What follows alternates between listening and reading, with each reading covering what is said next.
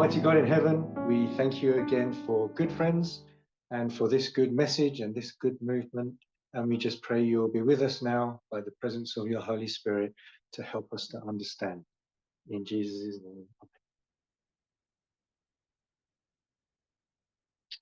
name. Okay, so I thought I'd look into the reasons why I dropped November 5th and took on July 18th. So it might be led by your questions more than me just presenting. So again, as usual, shout out.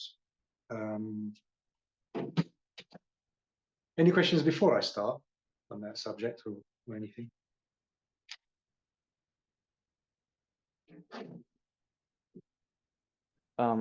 Yeah, maybe was any of the things we discussed so far part of the reason why you moved from? I don't think so.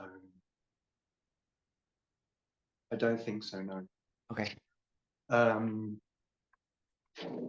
So I don't know if anyone's watched me already, but when I was presenting November the 5th, I'd have maybe a list of half a dozen things, events, which I thought matched with November the 5th. But the one unique event, thing, concept would be the Mark of the Beast test. I really thought November the 5th was true because it was the only date where the people were doing something. July 18th, the average US person in the US, wasn't doing anything. So I thought, how are they being tested by the Mark of the Beast test? Same for January 20th and anything else. So that was my strongest argument because it was unique to November the 5th. I haven't presented this before, so I'm practicing on you. Okay. So let me do it this way.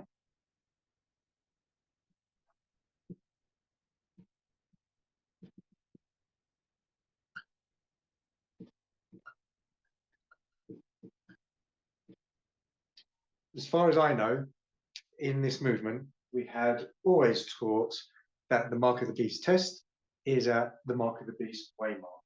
So we would put the test here. And so because I say always in the movement, I'm not necessarily talking about a repeating pattern. If you want me to parallel that, I can. But I'm just talking really just Ellen White. I think Jeff used to say Sunday law is a test. He even, one of the areas where Elder Jeff kind of went off track a little bit, and around 2015, I think it was, Elder Parminder brought us back on track. Elder Jeff was so convinced that the test was here, he would start quoting Ellen White close of probation texts and place them at Sunday law, if anyone remembers that. And he would say, the Sunday law is just like a litmus test or a pregnancy test. You're getting pregnant back here, and this is just, it is a test, but everything, the way Elder Parminder would say is everything is done and dusted by Sunday law waymark. Elder Jeff would say character isn't developed in a crisis, it's revealed. So your character is set at Sunday law. That's when you're tested, and then you give a faithful loud cry in this history, and all that is demonstrating to the sealing angel, to the universe, that you passed this test already, and now it's visible and you're showing that you passed. And then as you show that you've passed your test, and the test is back here, then once the 144,000 have all given a faithful loud cry, proven they've passed this test, then Revelation 7:1-4, you may as well close the show. It's all over. You can all be sealed because you've demonstrated that you passed this test. Okay, Jeff? And I know Tess believed that as well. You can go back to January 2024, Germany, I think it's part 2, at the very end. Go to about 1 hour and 15 minutes if you want the main parts. And Elder Parminder is basically presenting that. And he says, stamp is in, it's Testimonies 5, I think. The stamp is impressed. And he writes the seal here. And Curtis is in the audience, and he's saying he thinks it could be here actually. And Elder Parminder says, no, it's here. Otherwise, you destroy the text that we've just read and all the other texts that we've just read. So I'm convinced that the Mark of the Beast test goes here, therefore November 5th must be right. Is that all clear so far?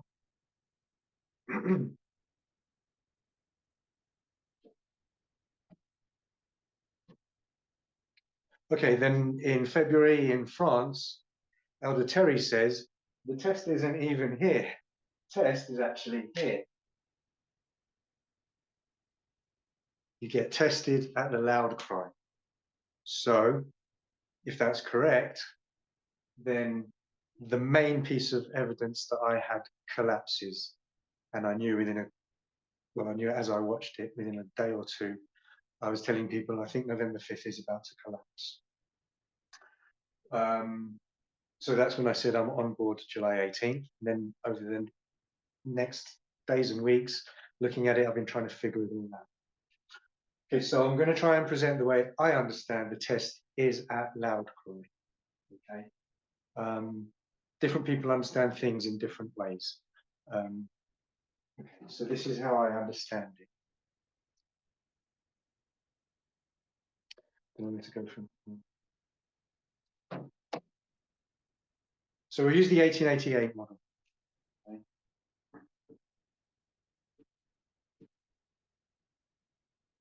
If you use the 1888 model, you've got quotes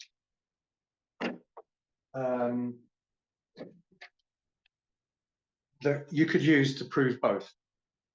You can use a quote or more to say the test is at Sunday law, and there's other quotes that say it's at loud cry. I think I'll read one for each. Sunny? Okay, this is manuscript 51, 1899. May as well write it up.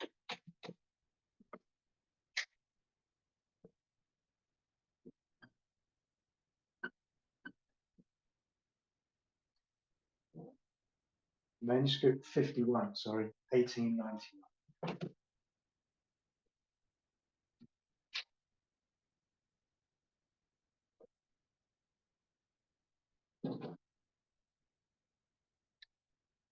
No one has yet received the mark of the beast. The testing time has not yet come. And then I'm skipping along a bit. When the decree shall go forth, enforcing the counterfeit Sabbath, and the loud cry of the third angel shall warn people against the worship of the beast and its image, the line will clearly be drawn between the false and the true. Then those who still continuing in transgression will receive the mark of the beast. So the testing time hasn't yet come. When the decree, the Sunday law goes forth, enforced, and the loud cry of the third angel, then you receive the mark of the beast. And then here's another one, where Ellen White places the test at the Sunday law.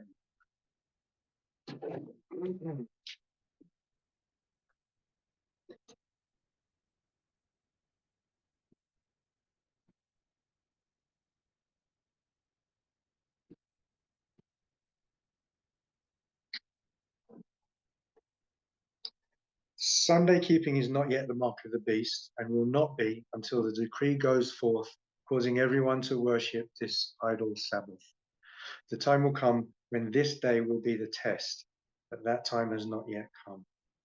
So she's saying the mark of the beast, and she uses the word test, will not be until the decree goes forth. So that sounds to me like something. So a point I want to make is Ellen White wasn't, I'll say time setting here, using events, I don't mean dates. The purpose for Ellen White is to explain a doctrine or a prophecy. She's not narrowing it down to the nearest 4 months, July, August, September, October, November. Okay, so you can't use quotes like that to choose between two dates which are only 4 months apart. Okay, that's not the purpose of her quote. I think Elder Terry says she got this question about what Ellen White says. And I think she said something like Ellen White, who conflates everything, it's all just grouped together. She's not, I'll say, time setting. Does that all make sense?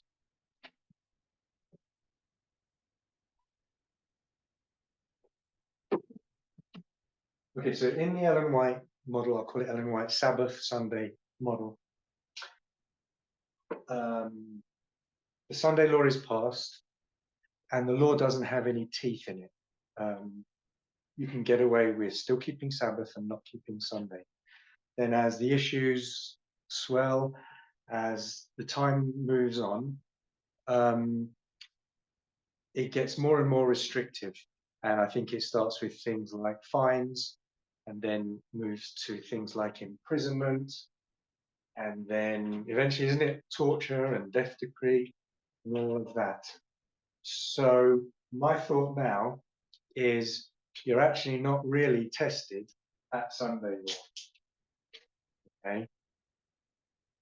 Because you can still keep Sabbath.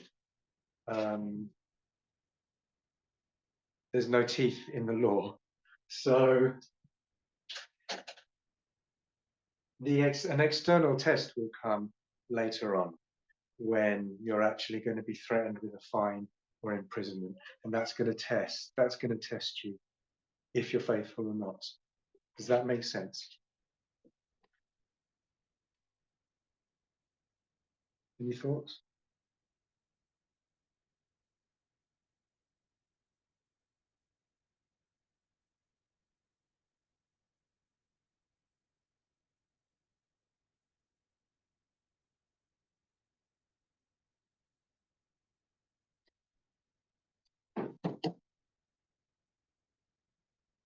Okay.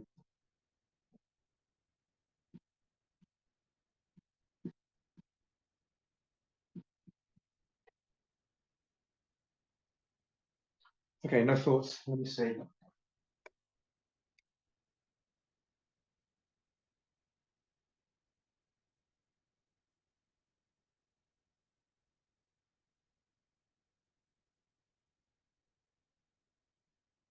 The other thing,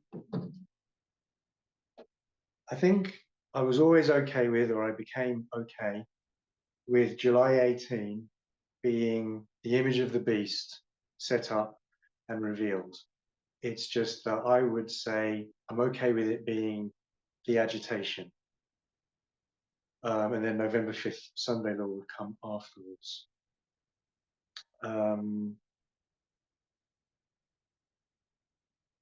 And then someone said to me, the image of the beast set up is the Sunday. It's the Sunday law waymark. So if you put the image of the beast here, and then there was a time, was it December, I think? I've got a feeling Elder Pominder was in America, I'm not sure. Feels like December or something, a few months ago. And Elder Pominder said, there's a Sunday law history. You can be in the time of the Sunday law, or you can be at the Sunday law. And you've got some Sunday laws before, during the agitation, and some Sunday laws after, which we've seen about the worldwide Sunday law. But he said he wants to know which one is the Sunday law waymark, the first one, first waymark. And he compared it to 1989. You can be in the time of the end, or you can be at the time of the end. And I want to know what's at the time of the end, and we'll say 1989, 1798. Okay, it's the first waymark. And so if the image of the beast is the same waymark as the Sunday law, I'm okay with July 18 being the image of the beast set up and revealed, then that would be before November 5th, that would be the first Sunday law. Okay. Shout out, anything?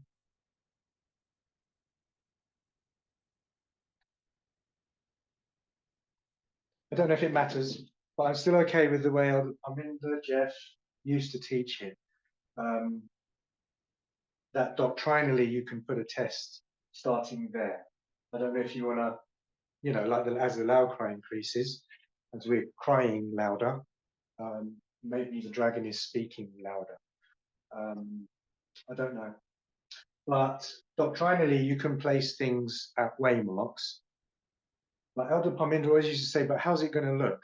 I mean, that's how it looks on paper in nice, eloquent language and everything, but how's it going to look on the day? So I'll give you an example. So we say, I'll say 9/11 because I want to choose a day. And we say, that's the sprinkling of the latter rain.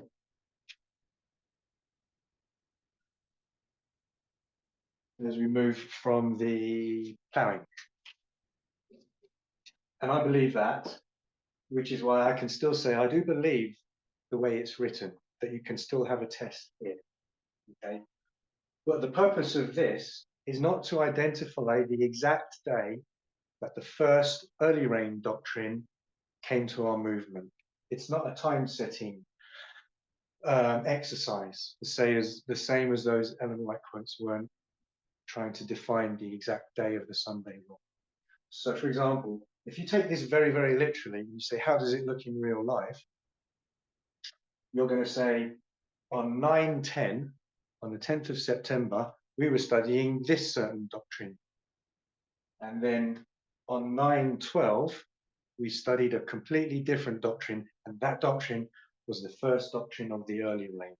Okay, and that didn't happen that way. I think it wasn't until maybe something like 2002 or 3 or 4, okay, that we really started even just studying the east wind in Bible prophecy. Okay, so does that make sense?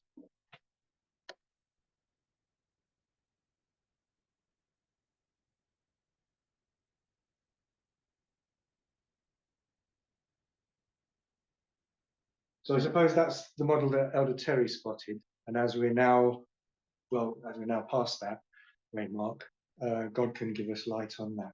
Remember, Elder Parminder said you can't look over the wall into the next dispensation. Aaron, Yes. can you repeat that part of the latter rain? I'm not sure I picked up the point. Okay. So on a line, as a model, we say 9/11/2001 is when you switch dispensation from the ploughing to the early rain. So what is rain? What does rain represent? Doctrine, you're saying doctrine? Okay. Deuteronomy 32:2. My doctrine shall drop as the rain, tender herb, all of that. Okay, so these are doctrines, and the field is our movement. So these are doctrines, prophetic doctrines that are given to our movement from heaven. And we say, from this model, it would look like at 9/11 exactly, or maybe you want to say 9/12 or something, you're given the first drop or the first doctrine under the early rain, or the sprinkling of the latter rain, same thing. And in real life, it didn't happen that way. But it doesn't mean the whole movement has a problem and is calling this error. We're accepting that it's a sort of a loose interpretation, but that is the waymark. Does that make sense? Yeah, but then how does that, how are you using that with this? Yeah, Sunday law. So it's the same sort of concept. I think you can use Ellen White to say the test starts at Sunday law waymark. And I'm still okay with all of those texts and all of the ways Elders Jeff and Parminder interpreted them. And Elder Tess, I'm still okay with that doctrine. But in real life, how does it look? In real life, if you're in 1888, the Sunday law gets passed and you're not really tested on that day. You can still keep the next Sabbath and you don't have to go to church on that Sunday. So you're not really actually in real life being tested. So the same as this, in reality, our first doctrine under the early rain probably came, I'll just say 2004, okay? So it would look like that. That's the reality. but that's the model. Does that make sense? Because you only start to get tested when you have to pay a price, when you've got to go to prison or whatever. Gotcha. Yeah. And So so that's go ahead. you're doing that because you were beforehand, you were saying that the test had to be at the Sunday law. Yeah. Okay.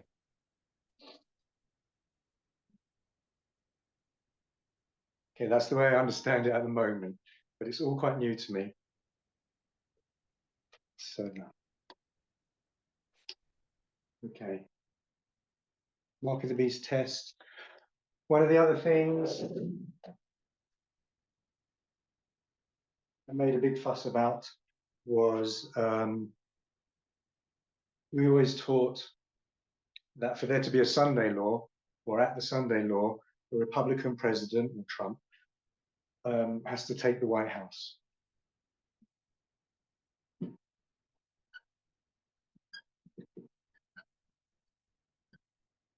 So if you know me being really black and white, in July, Biden was in the White House. And it wasn't until November 5th that a Republican president took the White House. So I saw that as all very literal as well, but it has to happen like today. And someone said to me, I said, why did we even say that? And it's because in Ellen White's day, it was going to be a Sunday law. So she says the speaking of a nation is the legislative and judicial branches, because they're the ones that deal with laws. But in our day, it's not going to be a Sunday law. So we include the executive branch as well. And I guess the reason, or one of the reasons, I can't remember, that we do that is because under the seventh head, America dictates over the United Nations. And the only way you can do that is through the president and the White House. I wonder if it's correct to say that Congress, the House and the Senate and the Supreme Court, they can't really dictate over other countries. So in order for that model to work, we knew Trump, Republican president, has to take the White House. So me being me thinks, there you go, it has to be from day one. Otherwise you don't have a Sunday law.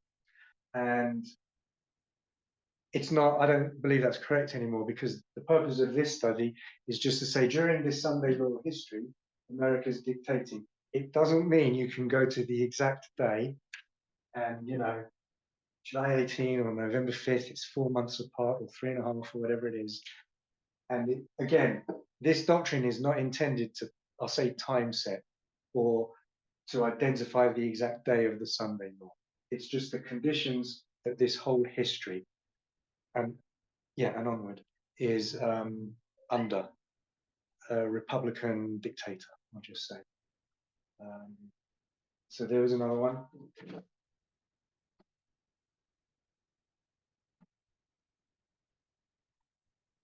Okay.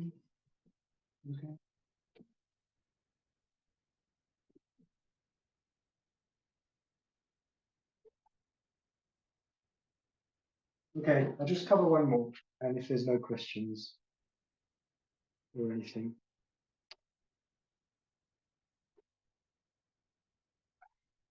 Okay.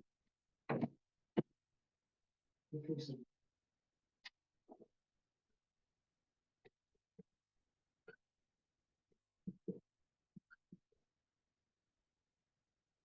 so the other point I made for November 5th was the death of the King of the South. And Elder Tess said, at the Sunday law, which she thought was the death of the King of the South, you probably won't see Russia collapse like 1991. It's going to look different in our day. And you might just see Russia lose a proxy. So around November 5th, Russia, I'll say, lost all of its Middle Eastern proxies, or at least they became very infected. November, so October 27th. I don't need to write it down. October 27, Israel flies sorties over to Iran, and it just takes out all of their air defenses, their surface-to-air missiles, and leaves Iran completely defenseless. And they take out some military installations, and then Israeli jets return to Israel, not a single jet shot down, not a single pilot hurt. And Iran now has no air defenses. Okay, that was October 27, which was near enough to November 5th for me. And then I think December 7 or anyway, Assad flees Damascus. And then the Syrian regime changes. So you've got Iran and Syria falling, Iran militarily and Syria politically, falling all around November 5th. And I was saying, I think the Middle Eastern proxies are more important than Ukraine, strategically at least. And before that, I think Hezbollah and Hamas have been rendered completely ineffective in a few months before that. And you've only otherwise got the Houthis, who've never landed a decisive strike on Israel. So I thought the Middle Eastern proxies being lost by the King of the South is what Elder Tess, in reference to what Elder Tess was, I'll say, guessing, thought that fitted quite well. But there's a model which Elder Parminder used to teach a long time ago. If you go back to the Cold War, you've got two theatres during that Cold War. Same, you've got the Middle East and you've got Europe. So today, Europe would be Ukraine. And you can place the Middle East being lost at 1989. That's what we do prophetically. And then only afterwards, I'll say 1991, the European theatre falls, the Eastern Bloc, Eastern European countries. And it was the European theatre which brought down the King of the South. In the words of the last presentation, complete and final death. And so I think, yeah, you have to look to that as well. So anyway, that's the main reasons I changed and switched to July 18. So that's all I was going to explain really for today. Any thoughts?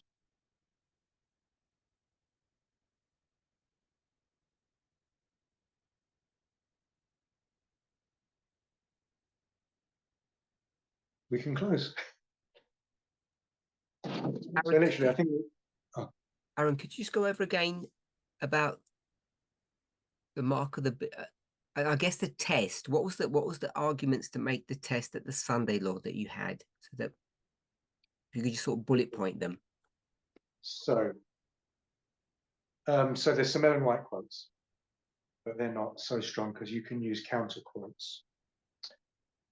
So Elder Jeff, I'll do it in order. Elder Jeff said this is like a litmus test, a pregnancy test. Your testing time is here. Then at the Sunday law, you pass your final test. This is the way I think I remember you teaching it. 2001, the judgment of the living starts, okay? And here, you're born, 27 AD, you're reborn. The seed is sown here. The seed is you, and so you're born here. And so you're born here, you can start to be tested. And your book is empty right here. And then when you pass the first test, the East Wind, triple application of prophecy, third one, you get one tick in your book. And then as the doctrines go, and you accept them and can teach them or whatever. 25, 21, 26, time setting, fractals, Acts 27, two streams, feminism, radical feminism, etc. And then you get tested on that. That's your last test. Patriarchy, radical feminism. Okay, there. And then, so all your testing is here. And then this is your litmus test or your pregnancy test. That's your final test. I think I'll add in second selected messages.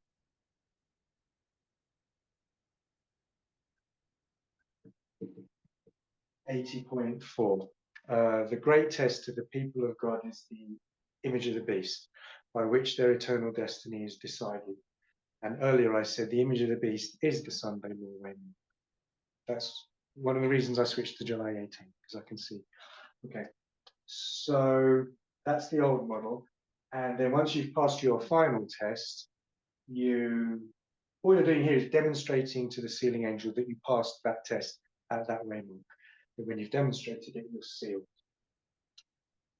That was the old model, Jeff's and yours. If you remember, you used to say everything's done and dusted by Sunday law, right up until January 2024 in Germany.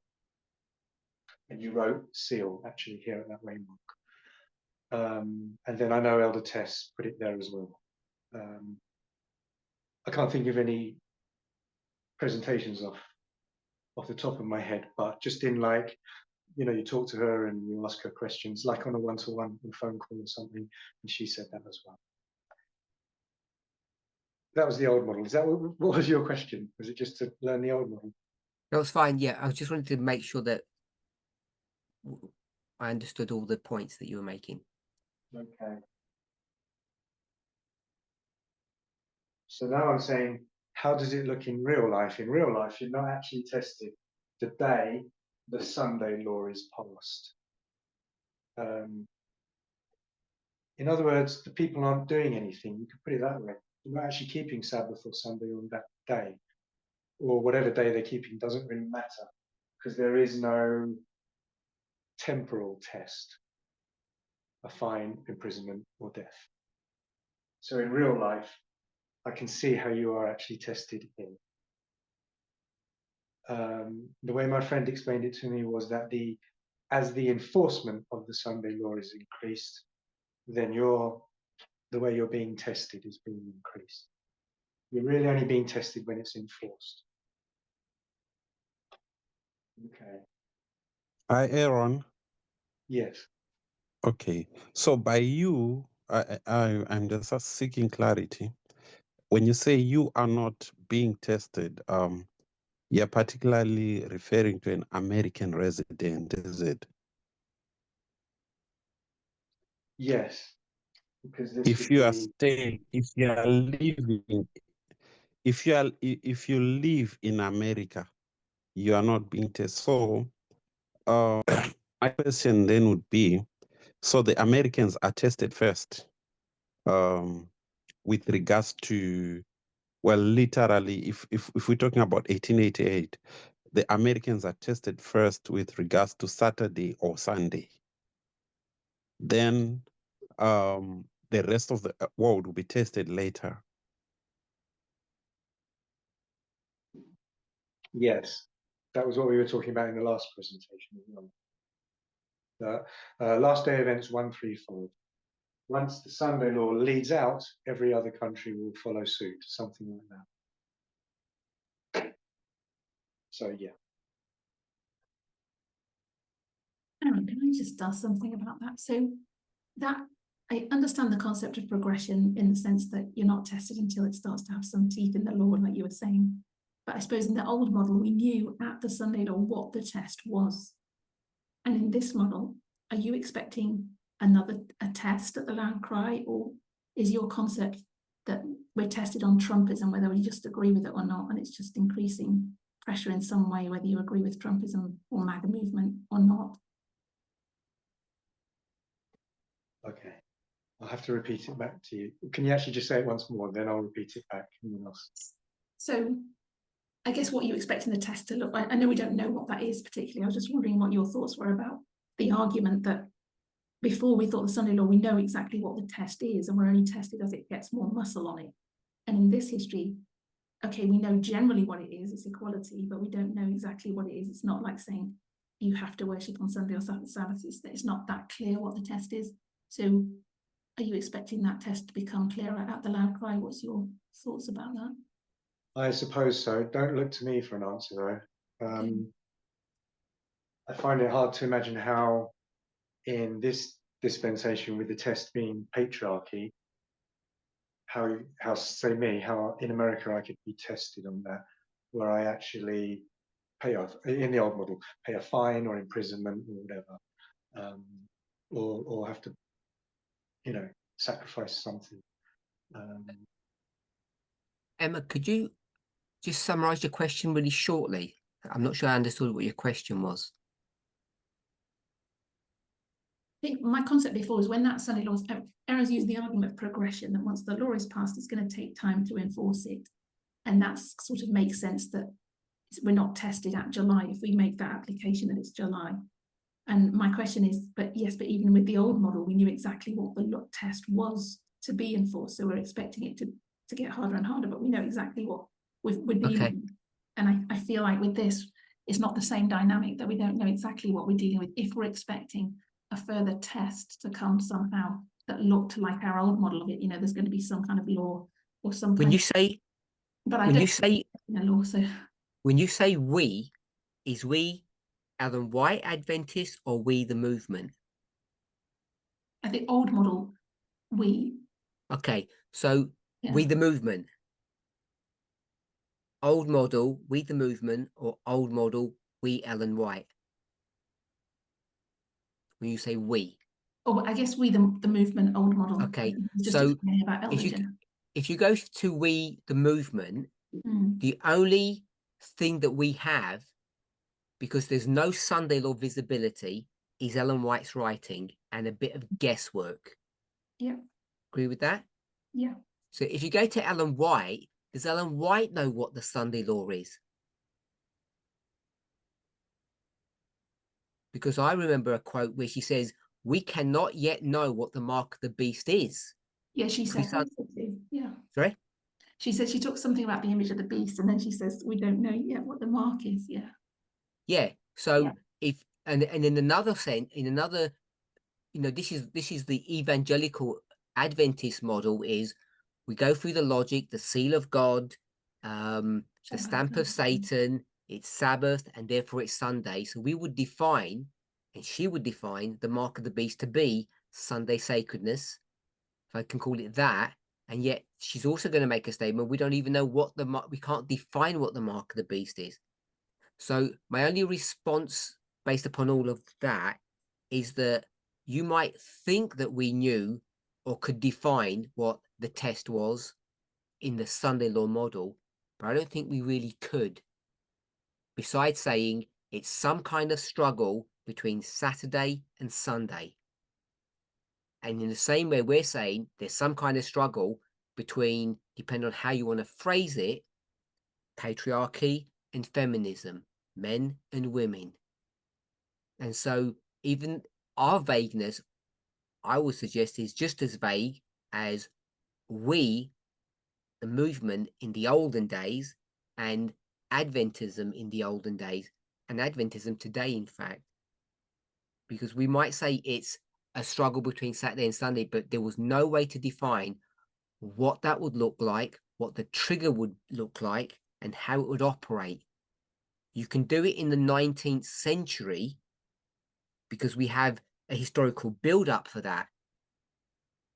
But once you go into the 20th and 21st century, once those movements had dissipated and died, the NRA, the Sunday movement in Ellen White's day, once you come out of that, you can't really define what the trigger is going to be and how this Sunday movement's going to develop and what the actual test would be, what it would be based upon, if it would be a climate test or an immigration test or an economic test.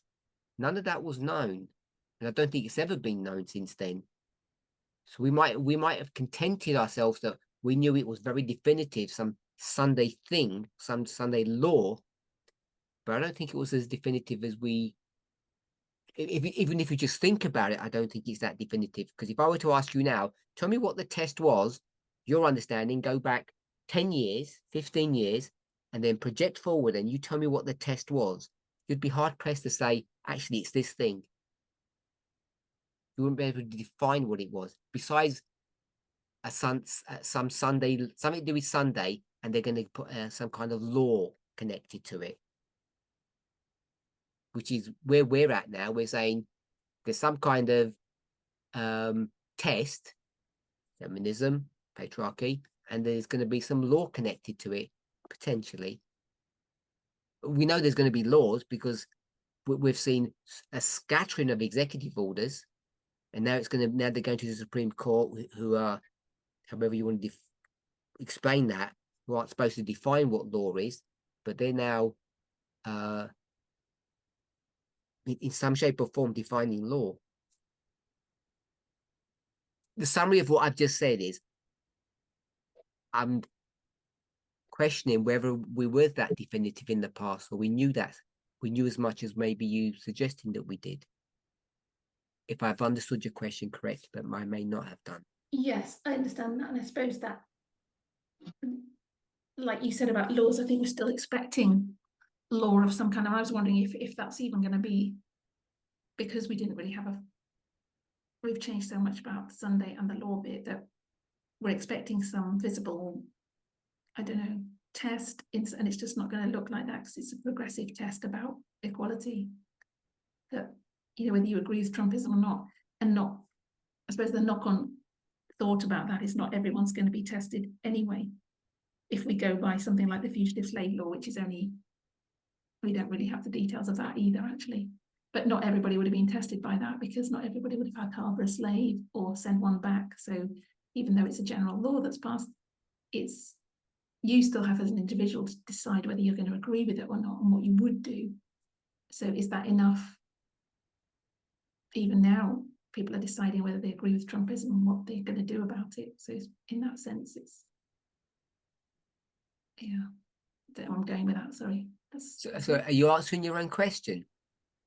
No, that's another thought on top of how we expected it to look before. Yeah. Isn't it the same thought? Yeah, yes, the same thought, yeah. No. And that's why I was wondering what Aaron thought about that, whether because he seemed to use that as an argument that because it's progressive, that makes sense now. And I'm saying, I'm just wondering if how that stands up.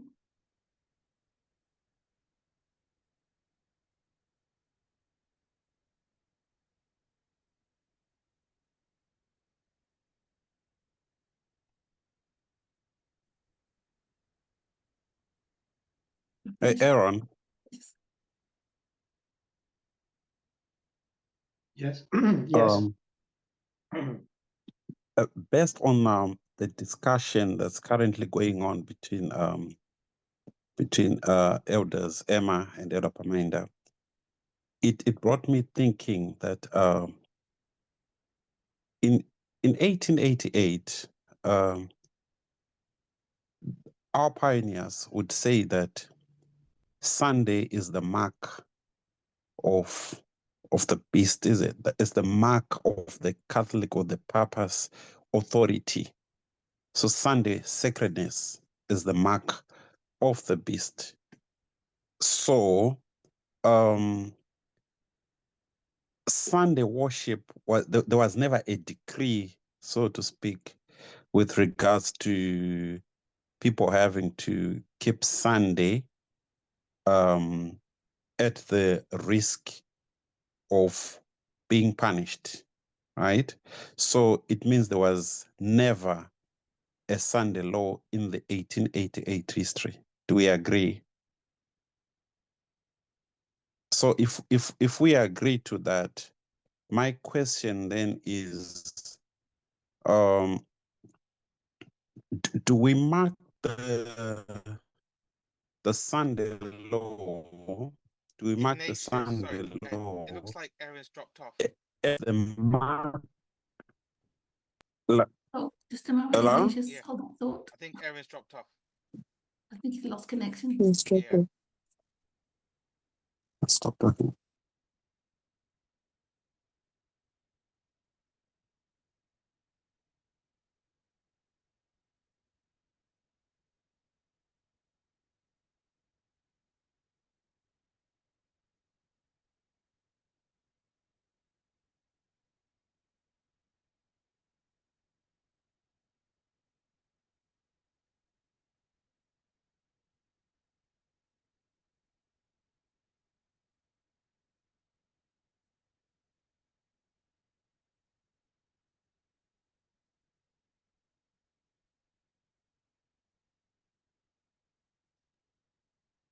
Yeah, I don't know what happened. My Zoom just closed.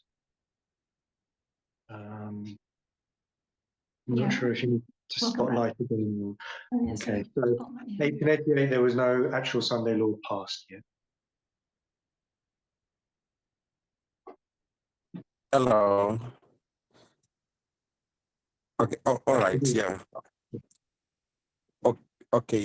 You. If I can continue. So, all right. Thank you. So, my question was then, if we are to define the mark of the beast, the Sunday law, would we mark it at the image of the beast or the mark of the beast? I say so because if we are going to be slaves to the text, we do what the text says. In Revelation 13, the image is set up first, and this image is just an image like the one that's set up at Mount Sinai. It can't talk, it can't speak. Then in the next verse, the image is then given life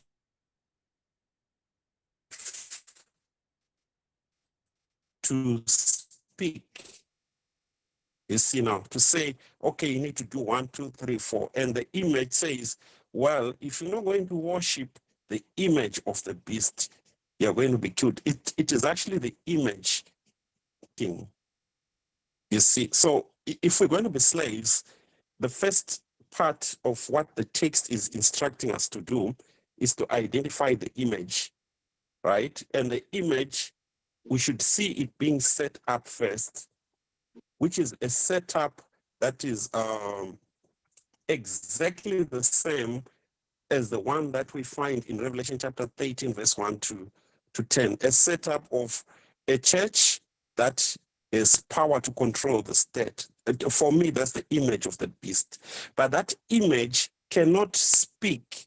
And we already know that the speaking of a nation is through its legislative and judicial branch. So this image cannot speak. It needs power. And I suggest that in our time, that the power would be through an election. You need an election in order to give power to the Republican Party, so to speak, so that it can be able to have those executive orders signed, to have those laws actually being being put up. So I want to understand that where exactly do we put the Sunday law? Do we mark the national Sunday law? Is it when the image of the beast is set up? For me, we should be July 18, or when the image of the beast is given power to speak, which will be November 5.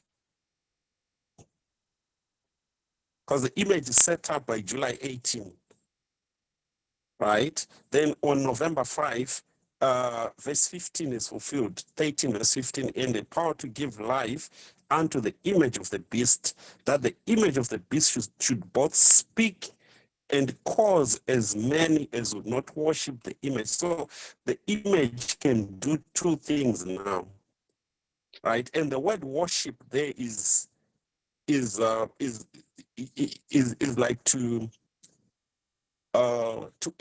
emulate, to praise, you see, to endorse, so to speak. You see now. So verse 15 for me is the one that's then gets fulfilled. 18 verse 15 is the one that's then fulfilled on November 5. So the question is, do we mark the Sunday law at the setup of the image, or we mark the Sunday law when the image is given life to speak?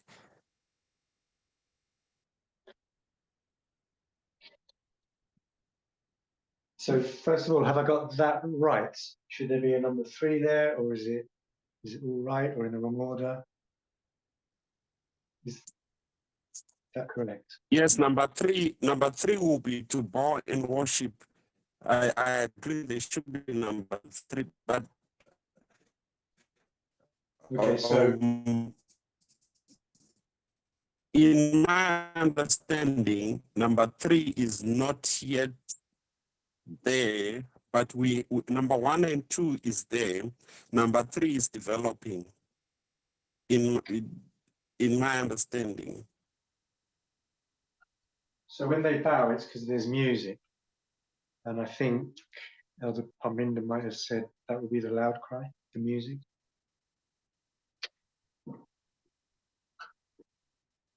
So that's what you're suggesting. Is that correct? That is what you're suggesting?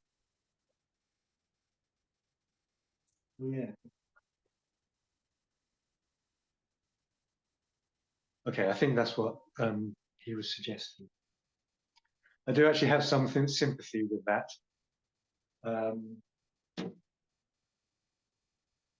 You explained it better than I could. Any I thought? agree.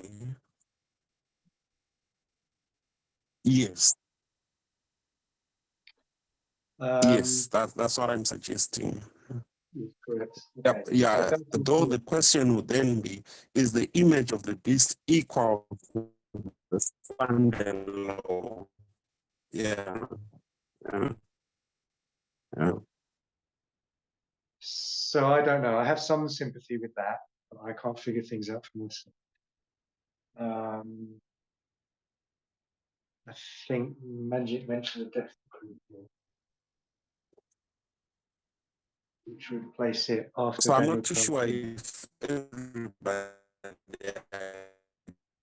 agrees with. Ignatius, your internet's poor. We can't hear you. You might want to write it in the chat. I don't know. It's cutting out.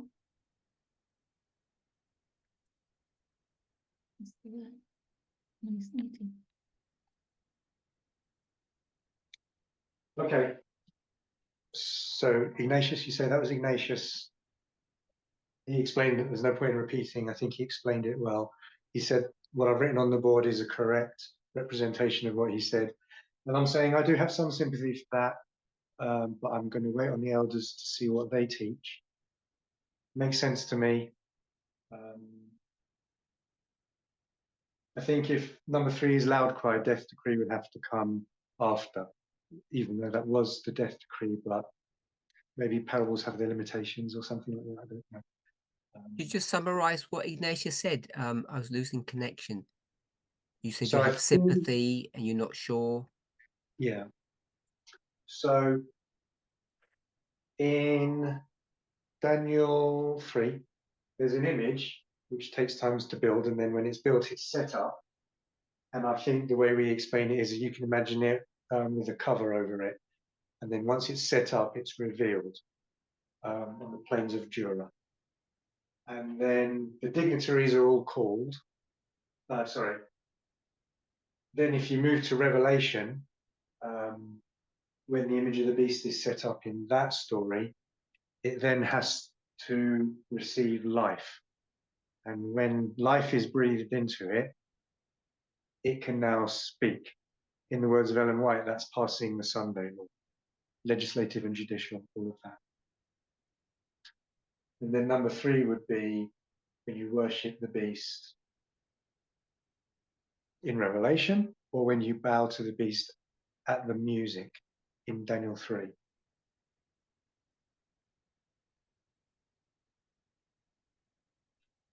So am I right in saying Ellen White just puts them all together at the same event, same waymark? Because she says, the great test of the people of, the image of the beast is the great test of the people of God by which their eternal destiny is decided before the close of their probation. And the great test is the mark of the beast, the Sunday law. So the image of the beast passes the mark of the beast. She says it's the image of the beast which is the great test. So I'm thinking image of the beast at the same time as mark of the beast, which would be that model where you put the test. Image of the beast, mark of the beast at the same waymark. And then how do you give that image life? So the reason I have sympathy with it is because the way I'm thinking is the image of the beast is set up on July 18. So I agree with number one. And then if the image of the beast is the Republican Party, how do you give them life to do stuff? Because in July 18, they couldn't do anything. They can only start doing stuff after November 5th, when the people give it life and power and an ability to speak. And speaking is passing laws or just doing stuff. And then, yeah, then number three, you've got the music and the people bowing, or worshipping the image to the beast. And the question is, which one is Sunday law, one or two? Which one is the Sunday law waymark? So if you use this kind of thought, second selected message is 80.4, July 18 is the Sunday law. Or you could use an Ellen White quote to say, speaking is the Sunday law, because speaking is laws. So, Problem is, as we said, in our model, it's different. So you can't really use Ellen White that way, I don't think, because it's not a law. Go ahead. so when you said you had sympathy with what Ignatius was saying Sunday law is what? I think he was asking which one or two. Okay, but you said you had sympathy. I have sympathy with November 5th being two. Okay, and that's Um, what he was suggesting? No, I don't think so, but he did start to break up. But I think he was saying, which one do I see as the Sunday law? So my answer would be number one. Still comfortable with number one, July 18 being the Sunday law. Okay. I noticed Curtis isn't here, and I know Curtis has done Daniel 3, which you mentioned. So that's unfortunate. But just one question. Did I hear you say the people give life? That would be November. Yeah, because the people voted. So it's the. I haven't the checked in only- Revelation 13. In Revelation 13, is it the people that give life? No, it's the two horn, the lamb-like beast.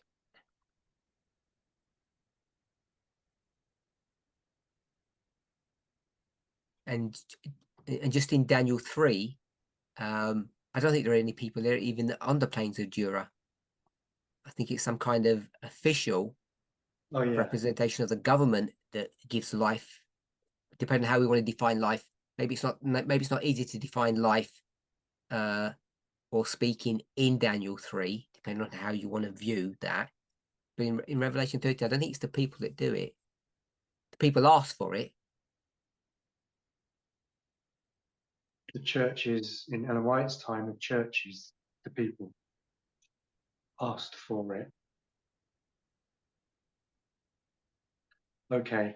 Yeah, but you just said the people, when you said that you meant November election when you said people. I think I'm getting it. Okay. Give it life. So who gives it life? The government. So, gives the image. Well, okay, Andres kind of semi-quoted. He said it's the two-horned beast that does that work. Wherever that two-horned beast is, it's not the people. Okay, so it's not the people that give it life. In it is Revelation 13 and in Ma- Daniel 3, Hmm? the people aren't even there in that story. Sorry, Yeah. I'll cut off so Ignatius can speak. He's back. Okay, I think you're right there. So I'll take that back. Go ahead, Ignatius. Okay, so in Revelation chapter 13, it is not the people that give power unto to the image of the beast. It is actually the two-horned, the nation that gives power to the image of the beast. However, I want to maintain that that process still happens on November 5th, because it is through the institution or the Constitution of the United States of America that an election is held on that particular day. And without the election, that is one on November 5, that image cannot speak. So for me, you need November 5 in order for the image to have the power to actually speak. So the people, he deceives, the two-horned nation deceives the people on the earth, which are the residents of America, right? To make the image of the beast, which I suggest will be July 18. Then the same institution, which is the Institution of America, is the one that has then the power to give the image of the beast by declaring the election day. And the election day being one on November 5, that power is then given to the image to then be able to speak. That is how I interpret it.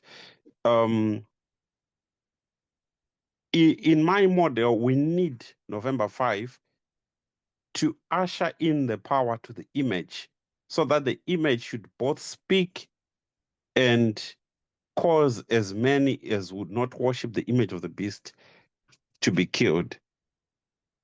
Yeah, so I could be wrong, but that's my understanding. It is not the people that give the power, it is the institution, but the institution of America has to do so through the people. It needs democracy, and democracy is embraced in the two-horned institution, the two-horned nation, you see now. So through democracy, through republicanism, this image is then given power on the 5th. And that's the bit I have sympathy with. I could see that. If that turns out to be true, I could see that. If we put it here, seems like we would agree one goes here. July 18 National Sunday Law. And no one's commented yet, but I think we might agree that 3 goes at loud cry. So then the question is, where would 2 go? If it's not November 5th, what else would give it life? I thought in the model that Curtis did, was the loud cry is the speaking. Because how do you mark that image speaking? I know Daniel 3 is a bit perhaps more difficult to see, but it says once they're all there, then a loud cry goes forth, and that's the speaking of the image for them to make them bow. It's connected, but you just said that before. It's all connected in the same story, really. So it's with Ellen White, the way she describes it, it's all connected. But I think he said the loud cry was the speaking of it. But Ellen White does. Curtis does. no, Curtis said that. Curtis. And that's an old study that we used to do as well. Mm.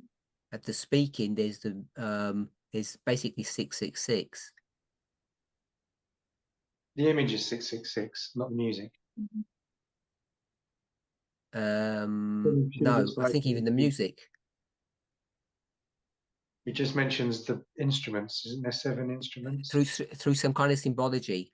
I'm pretty sure there's a study that speaks about just the fact that someone's crying with the loud voice in that story. Yeah. You're driven to make that the loud cry. Yeah. Yeah. So I think like in the model that Curtis has, he's having life as a separate event to speaking. Is that what you're saying, Emma and Parminder? That's the other. I'm not saying anything. I think that's what he's saying as well. But when he first did this, he said that they're all gathered at Concord at the second waymark, and because it says gather the leaders, the governors, the rulers, etc., and then the loud cries when it speaks. So that's where we're tested when it speaks. So that made sense to me. But as you say, in later studies, more recently, he's saying giving life and speaking are 2 different things, and I did have some dialogue on that. I still don't have a full answer about that. How is it given life? It's not speaking. It's not through speaking. How do you know it's alive? you seem to be making two different steps, because I think that's what Revelation 13 does. So when you lay the Revelation 13 model over Daniel 3, it's got that, I was going to look at the wording of it, it talks about it, that the image of the beast, so it had power to give life to the image of the beast, that the image of the beast should both speak and cause. So it does two things, it speaks and then it causes people to worship. But when he did that sentence, he said giving life is the first step, and then the speaking and the causing is step 2, 3. And I was saying, no, I think to me it seems it's explaining what giving life looks like. It's speaking, it's only two things, it's speaking and causing. So that's also a question I've got about that kind of step process. But what were you going to say about that, Andres? Yeah. Do you understand what he's saying, the giving life and the speaking is? Yeah, so like I think the life he's marking it as what is it, December something, like when the Electoral College this decides that it's going to be Trump, but I don't think he's saying anything about the loud, or I don't remember him saying anything about loud cry. Yeah, I think you're right. Yeah, I think that's why he marks December. Yeah. So I think he's marking 1 and 2 as being the beginning and the end of the Sunday Law waymark. Yeah. So yeah, kind of like bookended like that.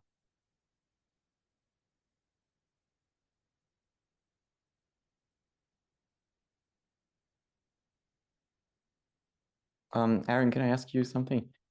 So, going back to November 5 and the test.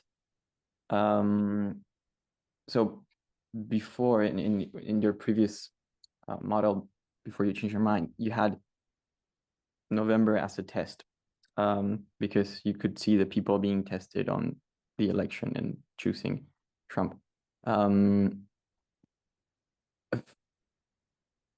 For me, you kind of had two options there. Once you came to the conclusion that the Sunday Law starts when the image of the beast is placed, and July 18, you could have said, also that so basically, why not make November 5 the loud cry? Because instead of doing that, you put the loud cry in the future. I don't know if that makes sense. November 5th, the loud cry, because that's when they're. Because you always said that in November 5 people are tested, and so now you know that the test is actually at the loud cry. So why not, instead of saying, oh, November can't be the Sunday Law, you could say, yeah, okay, July 18 is the Sunday Law, but November 5 is the loud cry, because it's when people are tested. The way I answer it isn't really going to work. This is what came to mind. At the loud cry, the 1888 model, you're being forced to do something. And as Elder Terry pointed out, November 5th, no one was forced to vote. But I didn't see it that way, and I was presenting November 5th anyway.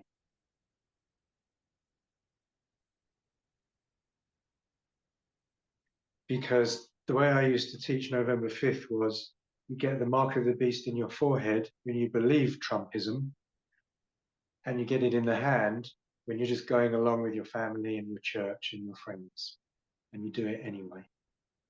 So you're being compelled to do it. I don't know. Anyone else? Any thoughts on that? I don't think it could be loud cry because it's too soon. Because we're not even in Concord yet on this date. I don't think. And loud cry, you get time as well, don't you? You get the date, the day and the hour of Daniel 12:1, kind of thing.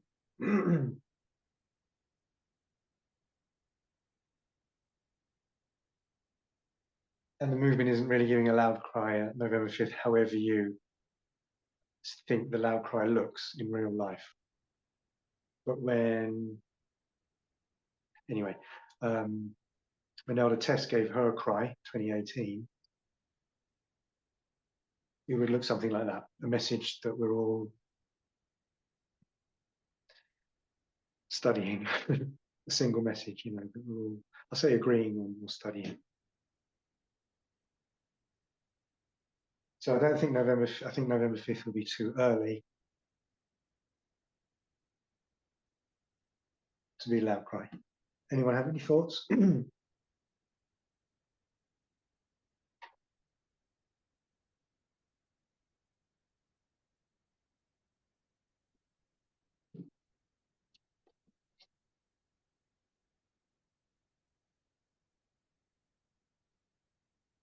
So I'll just ask a quick question. If there's nothing, we'll close. But is that what we think is probably correct at the moment?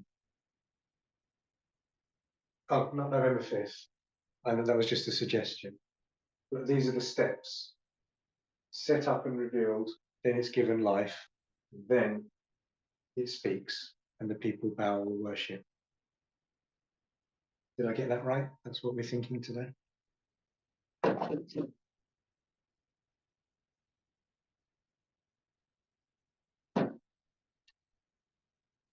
Well, that makes sense. Okay. I think that's what Parminder just said. Okay. I'm And it seems to agree with what Curtis and Elder Terry say, does it? Either way. I'm not sure about the life bit, but Okay. okay, but it makes sense that yeah, we're not at. I think Elder Terry saying we're not at Concord yet anyway. But yeah, Right. we're not. We don't know exactly what that I'm looks like. thinking Concord is when everyone agrees on a date. And Still had questions about Daniel 3. If we say that's only leaders and people there, is that all about the government being tested, not the people? It's all leaders and governors and rulers. But that's just one model, I suppose. And then you've got Revelation 13, which says the whole world. What does the whole world mean? Yeah. When you put Daniel 3 and Revelation together, Yeah. it's a bit difficult because the people aren't represented in Daniel 3 at all. No. So No. And some could argue in Revelation 13 that they're not either, because the earth is America in a prophetic sense. So when it says all the earth, is earth America and then it's the world, or is it earth? Anyway, that's another question. I don't know. yeah. Okay. All right. Any last thoughts before we close?